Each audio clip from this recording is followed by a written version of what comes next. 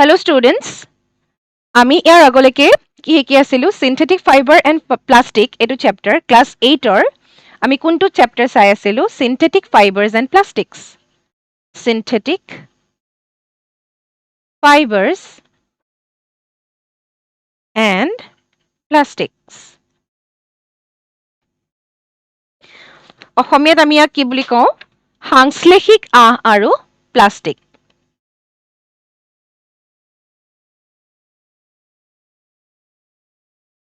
সাংশ্লেষিক আঁহ আৰু প্লাষ্টিক অৰ্থাৎ আমি সাংশ্লেষিক আঁহৰ বিষয়ে আমি চাইছো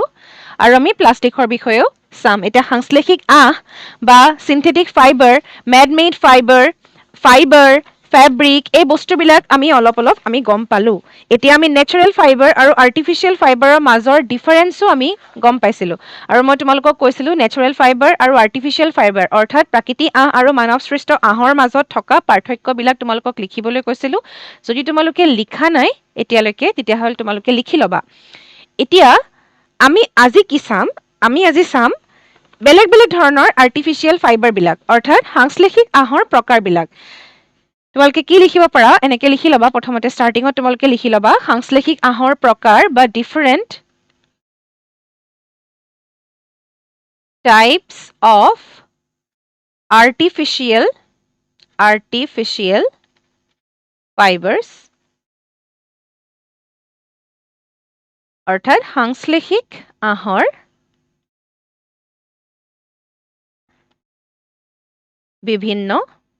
সাংশ্লেষিক আঁহৰ বিভিন্ন প্ৰকাৰ এনেকৈ যদি লাইনডাল আহি যায় তোমালোকে ইগনোৰ কৰিবা আনৱান্টেড এডাল লাইন আহি যায় হেতু টেকনিক্যাল এটা ডিফিকাল্টিজৰ কাৰণে আহে সাংশ্লেষিক আঁহৰ বিভিন্ন প্ৰকাৰ মই আসামিজ মিডিয়ামৰ কাৰণে আসামিজত আৰু ইংলিশ মিডিয়ামৰ কাৰণে ইংলিশত মই লিখি গৈছো গতিকে তোমালোকে নোট ডাউন কৰি যাবা মোৰ লগে লগে নোট লিখি যাবা তেতিয়া তোমালোকৰ একেলগে ভিডিও চোৱা আৰু নোট লিখা দুইটা কামেই হৈ যাব গতিকে তোমালোকে একেলগে সেই কামটো কৰি যাবা যাতে তোমালোকৰ আৰু বেলেগকে টাইম ৱেষ্ট নহয় এতিয়া different types of artificial fibre আমি এটা কি বুলি ক'ব পাৰো ৰেয়ন যেটো আমি প্ৰথমতে পঢ়িম ৰেয়নৰ বিষয়ে আমি চাম ৰেয়ন কি হয় এতিয়া ৰেয়ন হৈছে আৰ্টিফিচিয়েল সিল্ক বুলি কওঁ আমি ৰেয়নক আমি কি বুলি কওঁ জানানে আৰ্টিফিচিয়েল সিল্ক বা অসমীয়াত ইয়াক আমি কম কৃত্ৰিম পাটৰ কাপোৰ তোমালোকে দেখিছা সিল্কৰ যিবিলাক মেটেৰিয়েল তোমালোকে দেখিছা যেটো ৰিয়েল সিল্ক তোমালোকে জানা তোমালোকে অলৰেডি পাইছা যে ৰিয়েল যেটো সিল্ক হয় হেতু কৰ পৰা বনোৱা যায় সিল্ক মথ থাকে তাৰ কাৰণে এৰি পলু মুগা পলু পাট পলু এইবিলাক তোমালোকে দেখিছা বা শুনিছা তোমালোকে অসমত যেহেতু আমাৰ এই বস্তুটো বহুত বেছি ফেমাস তাত আৰু বাহিৰতো তোমাৰ যেটো সিল্ক হয় হেতু পিওৰ যেটো সিল্ক হেতু that is obtain by silk moth butterflies হৈ যায় যেটো তাৰ পৰা আমি পাওঁ কিন্তু আমি যেটো ৰেয়ন পাইছো সেই ৰেয়নটো আমি এতিয়া কি বুলি কৈছো আৰ্টিফিচিয়েল সিল্ক আমি তাক অসমীয়াত আমি কি বুলি কম কৃত্ৰিম পাট মানে এটো ৰিয়েল সিল্ক মথৰ পৰা বনোৱাটো নহয় এটো হৈছে কি কৃত্ৰিম পাট এতিয়া আসলতে কথাটো কি হ'ল যে তোমালোকে কেতিয়াবা এতিয়া যেতিয়া পাটৰ কাপোৰ বা এইবিলাক কথা তোমালোকে এতিয়া জানিলা যে আমি দেখিছা তোমালোকে যে নেদেখিলেও তোমালোকে শুনিছা যেহেতু আমি অসমত আমি পাটৰ কাপোৰ মুগাৰ কাপোৰ এৰী কাপোৰ ইত্যাদি বিলাক বহুত ধৰণে আমি দেখা পাই থাকো এতিয়া তোমালোকে কেতিয়াবা দেখিছা তোমালোকৰ মাহঁতক বা ঘৰৰ কোনোবা মানে বিশেষকে এইখিনি বস্তু ফিমেল বিলাকে বেছিকে ব্যৱহাৰ কৰে মহিলাসকলে বেছিকে ব্যৱহাৰ কৰে গতিকে তোমালোকে কোনোবা মহিলাক যেতিয়া বিয়া খাবলৈ যায় বা তেনেকুৱা ধৰণৰ কিবা এটা উৎসৱ থাকিলে কিবা উৎসৱ পাৰ্বণত বা কিছুমান ফেষ্টিভেলত তোমালোকে দেখিছা যে পাটৰ কাপোৰ পিন্ধে মুগাৰ কাপোৰ পিন্ধে বিহু টাইমত বেছিকে আমি মুগাৰ কাপোৰ দেখা পাওঁ বা তেনেকে ধৰণে তোমালোকে এইবিলাক কাপোৰ দেখিছা the things which are known as silk যিবিলাক ক্লথ আমি সিল্ক বুলি জানো তোমালোকে বাকি বেলেগ ষ্টেটছ বিলাকতো যিবিলাক সিল্ক আমাৰ প্ৰচলন হৈ আছে যিবিলাক সিল্কৰ শাড়ী বা তেনেকুৱা ধৰণৰ বস্তুবোৰ যিবিলাক দেখা পাইছা সেইবিলাক কি হয় আচলতে এতিয়া সেই কাপোৰবিলাক তোমালোকে ডে টু ডে লাইফত মানে দৈনন্দিন জীৱনত তোমালোকে কেতিয়াবা ঘৰ সাৰুতে বাচন ধুওতে বা অফিচলৈ যাওঁতে কেতিয়াবা পিন্ধা দেখিছা জানো সেইবিলাক কাপোৰ সাধাৰণতে আমি নেদেখো কাৰণ কিয় সেই বস্তুবিলাক ডেইলি ইউজ কৰিব পৰা বস্তু নহয় দে আৰ সো ভেৰি মাচ কষ্টলি অলসো বহুত বেছি সিহঁতৰ দাম আচলতে যথেষ্ট বেছি গতিকে আমি সিহঁতক কি কৰিব নোৱাৰো ডে টু ডে লাইফত দৈনন্দিন জীৱনত আমি ব্যৱহাৰ কৰিব নোৱাৰো সেইকাৰণে সেই বস্তুবিলাকৰ এটা আমাক কি লাগিব অল্টাৰনেটিভ লাগিব অৰ্থাৎ আমি দৈনন্দিন জীৱনত ব্যৱহাৰ কৰিব পৰা কাপোৰটো আমাক লাগিব এতিয়া যিবিলাক আমাৰ জুট যিবিলাক কটন সেইবিলাকে আমি কি হয় সেইবিলাকৰ এটা প্ৰব্লেম আছে তোমালোকে পাইছা অলৰেডি প্ৰাকৃতিক আঁহবিলাকৰ কথা পাইছা নেচাৰেল ফাইবাৰ যিখিনি আছে যিবিলাক কটন ক্লথ দে আৰ গুড সেইখিনি ভাল কিন্তু আমি অকল কটন ক্লথৰ ওপৰতে বেছড হৈ আমি থাকিব নোৱাৰোঁ এতিয়া কটনৰ কাপোৰ ব্যৱহাৰ কৰা হয় যথেষ্ট পৰিমাণে কিন্তু সকলো সময়তে আৰু তোমালোকে তাত চাবা যে কটনৰ কাপোৰ ব্যৱহাৰ কৰিলে কটন ক্লথ বা কপাহী কাপোৰ যেতিয়া ব্যৱহাৰ কৰা হয় কি হয় আচলতে যদি ধুই দিয়া হয় ধুই দিয়াৰ পাছত কি হয় শুকাবলৈ বহুত সময় লাগে আমাক কি লাগে ৰেডি টু ইউজ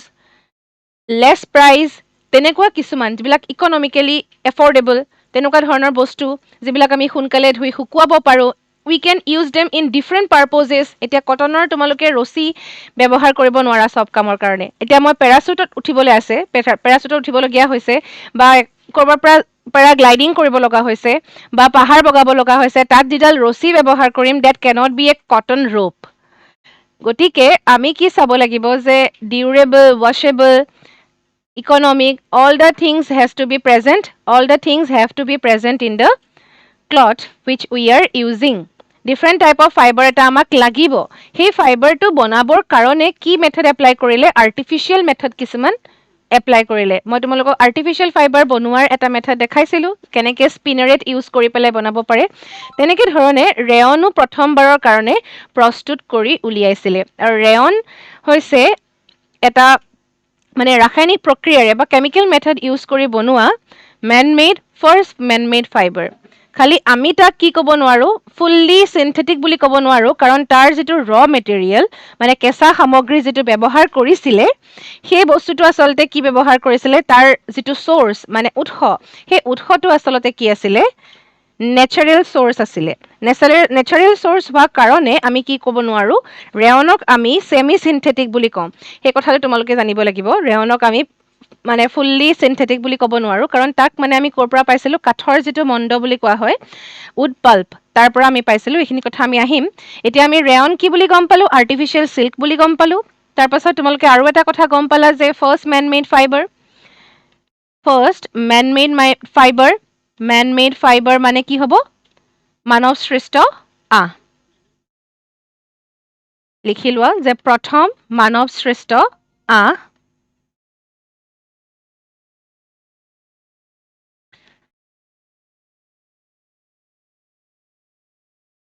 আৰু ইয়াক কেতিয়া মানে প্ৰস্তুত কৰা হৈছিলে বুলি সুধিলে তোমালোকে এনেকৈ লিখিবা এণ্ড অফ 19th চেঞ্চুৰী তোমালোকৰ এটা ডাটা দিয়া আছে যে and of 19th চেঞ্চুৰীলৈকে 19th century মানে তোমালোকে জানা যে 1800 চামথিং মানে 90 1880 এনেকুৱা ধৰণৰ যেতিয়া 19th চেঞ্চুৰী এণ্ড হোৱাৰ সময়তে আচলতে 19 শতিকাৰ শেষৰ ফালে মানে কি হৈছিলে এই যিটো আহৰ প্ৰস্তুতকৰণ মানৱ সৃষ্ট আহৰ প্ৰস্তুতকৰণ সেইটো ষ্টাৰ্ট হৈ গৈছিলে 19 শতিকাৰ শেষৰ পিনে বুলি লিখিবা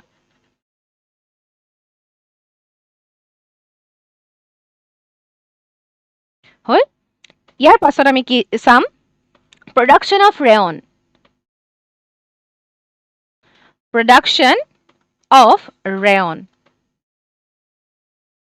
ৰেয়নৰ প্ৰস্তুতকৰণ ৰেয়ন কেনেকৈ প্ৰস্তুত কৰা হৈছিলে ৰেয়নৰ প্ৰস্তুতকৰণ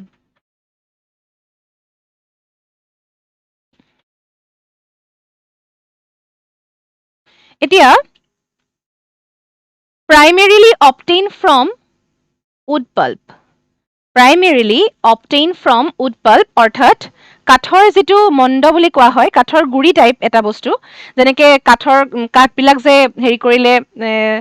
মানে গছৰ গা গছৰ টুকুৰা যিটো থাকে সেই টুকুৰাটো যেতিয়া তোমাৰ কিবা এটা বস্তু বনাবৰ কাৰণে যেতিয়া তাক মানে মিহি কৰা হয় তেতিয়া যিবিলাক গুৰি গুৰি পদাৰ্থ ওলায় সেইবিলাক হৈছে wood pulp primarily obtain from wood pulp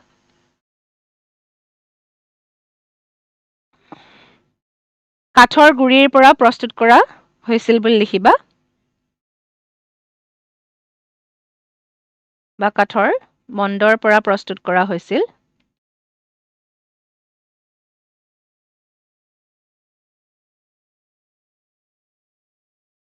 কাঠৰ মণ্ডৰ পৰা প্ৰস্তুত কৰা হৈছিল গতিকে ইয়াক আমি সেইকাৰণে কি বুলি কৈছোঁ ছেমি চিন্থেটিক ফাইবাৰ বা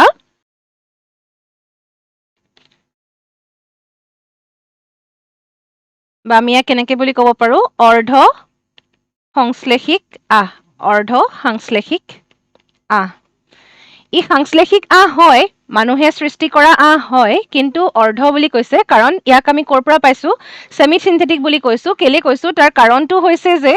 আমি ইয়াক প্ৰস্তুত কৰিবৰ কাৰণে আমি যিটো চ'ৰ্চ আছে বা উৎস সেই উৎসটো আমি কি ব্যৱহাৰ কৰিছোঁ আমি উড পাল্প ব্যৱহাৰ কৰিছোঁ সেইকাৰণে আমি ইয়াক কি বুলি কৈছোঁ অৰ্ধ সাংশ্লেষিক আহ বা ছেমি চিন্থেটিক ফাইবাৰ ইয়াৰ প্ৰচেছটো কি এতিয়া ইয়াক প্ৰস্তুত কৰা প্ৰক্ৰিয়াটো কি প্ৰচেছ বা প্ৰক্ৰিয়াটোনো কি আমি অকণমান চাই লওঁ তোমালোকে অলৰেডি মই যিটো নেচাৰেল আৰ্টিফিচিয়েল যিটো প্ৰচেছ আছে সেইটো মই তোমালোকক দেখাইছিলোঁ কৈছিলোঁ আগতে তোমালোকৰ আগৰ ভিডিঅ'টোত গতিকে এতিয়া তোমালোকে চোৱা যে প্ৰচেছটো ইয়াতনো কেনেকৈ হয় এতিয়া উড পাল্প কাঠৰ গুৰি তাত কি থাকে চেলুলোজ থাকে চেলুলোজ তোমালোকে শুনিছা চাগে চেলুলোজ এটা হৈছে পলিমাৰ মানে বহুযোগী বুলি আমি যাক কৈছিলোঁ পলিমাৰ গতিকে চেলুলোজটো হৈছে এটা পলিমাৰ চেলুলোজ এটা প্ৰাকৃতিক পলিমাৰ মানে যিটো উদ্ভিদৰ বডিত থাকে উদ্ভিদ মানে প্লান্ট বডিবিলাকত থাকে উড পাল্প contains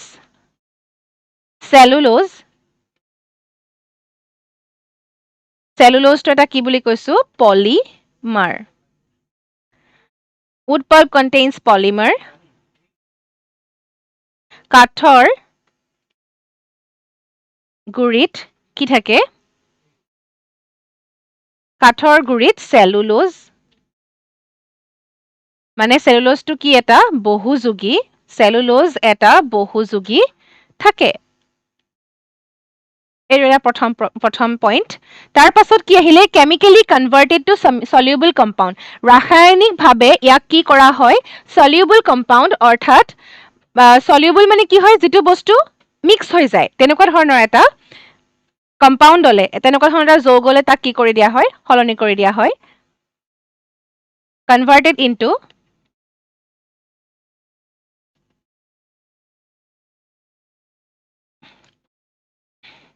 soluble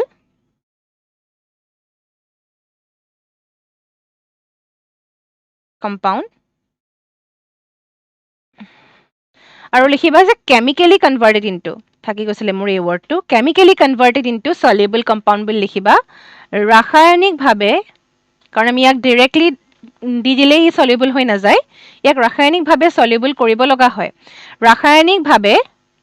দ্ৰৱণীয় পদাৰ্থলৈ সলনি কৰা হয় কাৰণ চেলুলোজটো আচলতে দ্ৰৱণীয় নহয় তোমালোকে অলৰেডি চেলুলোজ ৱৰ্ডটো চাগে শুনিছা আমাৰ ডাইজেষ্ট কৰিবৰ কাৰণে আমি যেতিয়া শাক খাওঁ তাৰ আমি বাকলিটো এৰাই লওঁ কাৰণ আমাৰ যিটো শাক থাকে সেই শাকবিলাকৰ যিটো বাহিৰৰ লেয়াৰ একচুৱেলি চেলুলোজটো ক'ত থাকে জানানে তোমালোকে যেতিয়া চেল পঢ়িবা তাত ভালকে গম পাবা চেল ৱল মানে উদ্ভিদৰ যিটো কোষবেৰ থাকে উদ্ভিদৰ যিটো কোষ সেই কোষটোত চেলটোত এটা কি থাকে ৱল থাকে এখন আৱৰণ থাকে এক্সট্ৰা আমাৰ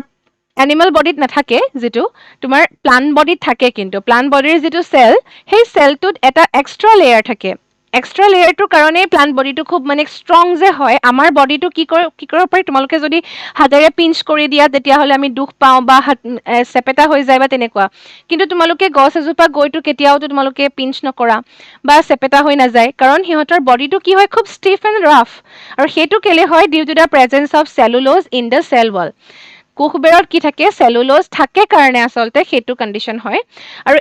এই চেলুলোজটো ইজিলি সলিউবল নহয় সেইকাৰণে কি কৰা হয় ৰাসায়নিকভাৱে বা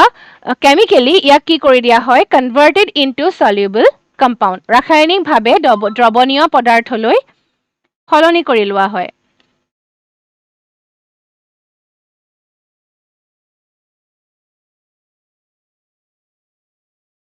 ইয়াৰ পাছৰ পইণ্টটো কি লিখিবা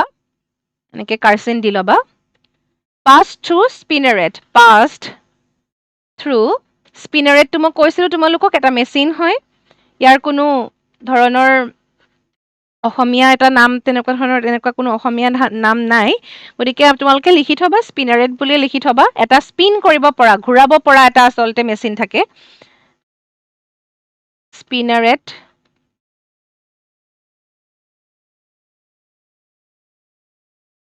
স্পিনাৰেটত সোমোৱাই দিয়া হয় য'ত ঘূৰিব বস্তুটো স্পিনাৰেট মানে য'ত ঘূৰে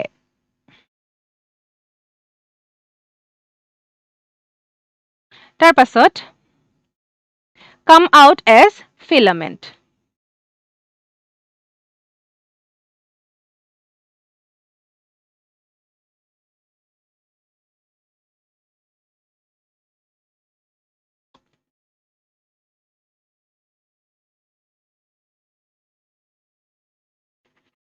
সদৃশ পদাৰ্থ হিচাপে ওলাই আহে আহৰ নিচিনা আৰু হোৱাগে নাই এতিয়া সদৃশ পদাৰ্থ হিচাপে ওলাই আহে মেচিনটো ঘূৰিব এটা ফুটা ফুটা থাকে ইয়াৰ ভিতৰত আচলতে হোলছ থাকে কিছুমান এই হোলবিলাকৰ ভিতৰত যেতিয়া সোমোৱাই দিয়া হয় এইটো মেচিনটো ইয়াত যেতিয়া সোমাই দিয়া হয় এফালৰ পৰা সোমোৱাই দিলে সি খুব স্পিন হ'ব ঘূৰিব ঘূৰি বাহিৰলৈ যেতিয়া ওলাই আহিব সি নিচিনাকে ওলাই আহিব আহৰ নিচিনাকে সি ওলাই আহিব আৰু সেইখিনি আচলতে কি হৈ থাকে ভিস্কাছ মানে খুব ইহঁতৰ এটা কি থাকে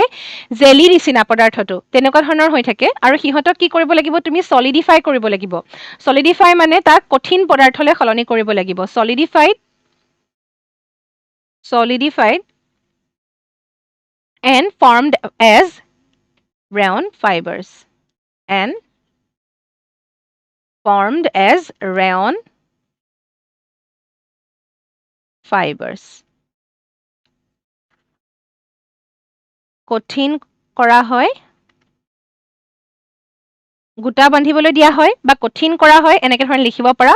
আৰু ৰেয়ন হিচাপে কঠিন কৰাৰ পাছত আৰু আমি তাক কি বুলি ক'ম ৰেয়ন ফাইবাৰ বা ৰেয়ন সূতা বুলি আমি ক'ব পাৰোঁ হ'ল এইখিনি হৈছে ৰেয়ন কেনেকৈ প্ৰস্তুত কৰা হয় ইয়াত আমি এটা বস্তু চাই লওঁ এডভান্টেজেছ অফ ৰেয়নৰ কি এডভান্টেজেছ আছে এডভান্টেজেছ অফ ৰেয়নৰ সুবিধাসমূহ কি ৰেয়নৰ সুবিধাসমূহ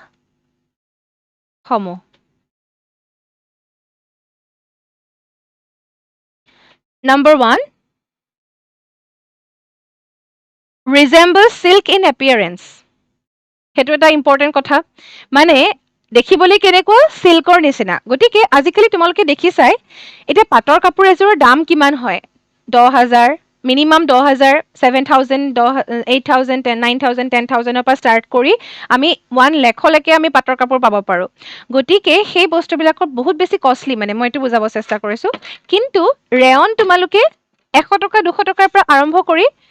আমি বিভিন্ন ধৰণৰ প্ৰাইচত পাওঁ গতিকে সেই বস্তুটো কি হয় বহুত লো কষ্টত আমি কিন্তু সিল্কৰ নিচিনা তাৰ এটা এপিৰিয়েন্স পাই যাওঁ গতিকে আজিকালি সেই পাটৰ কাপোৰৰ নিচিনা একে ধৰণৰ কাপোৰে কি কৰি থাকে বজাৰত বিক্ৰী কৰে গতিকে সাধাৰণ যিকোনো মানুহে তাক ব্যৱহাৰ কৰি পিন্ধিব পাৰে গতিকে সেইটো এটা সুবিধা ৰিজেম্বল সিল্ক ইন এপিয়াৰেন্স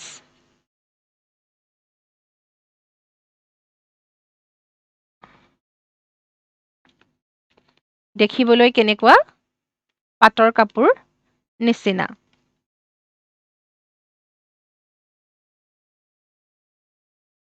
দেখিবলৈ পাটৰ কাপোৰৰ দৰে তাৰ পাছত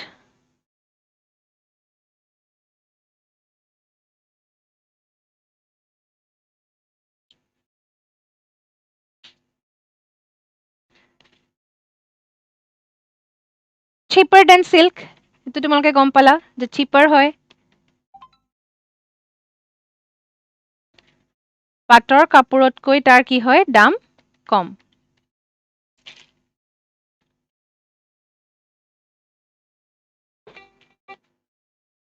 পাটৰ কাপোৰতকৈ দাম কম can be dyed in various colors এটো এটা ইম্পৰ্টেন্ট কথা যে তাৰ আমি বিভিন্ন কালাৰত আমি পাওঁ আচলতে can be dyed in various colors আমি বিভিন্ন কালাৰত আমি ৰেয়নৰ সূতা দেখা পোৱা যায় ৰেয়নৰ বিভিন্ন ৰঙৰ কাপোৰ পোৱা যায় তো লিখিলেই হৈ গ'ল তোমালোকে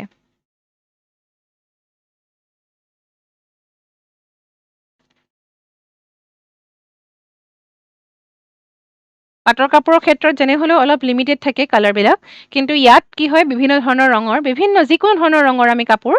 পাব পাৰোঁ তাৰ পাছত make good bedsheet and carpet make good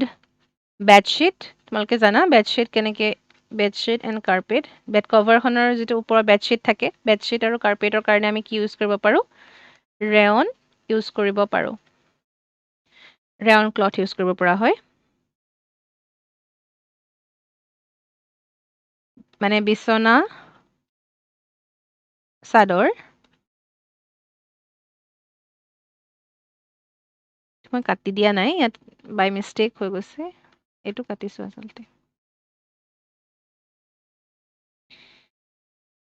বিছনা চাদৰ আৰু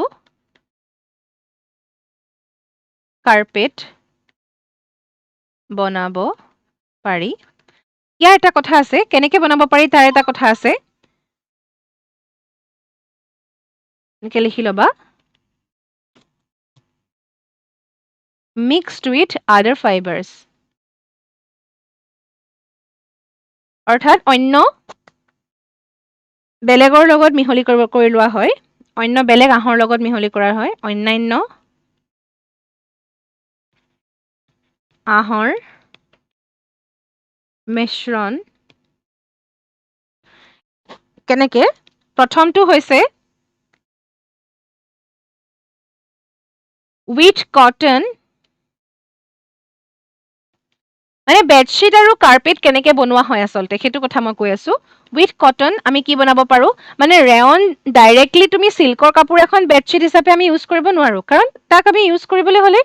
পিছল হৈ থাকিব বস্তুটো অলপ পিছল নিচিনা পাটৰ কাপোৰ এখনটো কেতিয়াও বেডশ্বীট নবনাওঁ কিন্তু যদি আমি ৰেয়নক কপাহৰ লগত মিক্স কৰোঁ কটনৰ লগত মিক্স কৰোঁ উইথ কটন টু মেক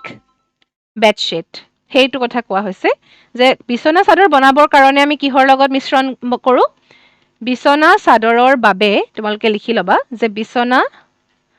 চাদৰৰ বাবে বা বিছনা চাদৰ বনাবৰ বাবে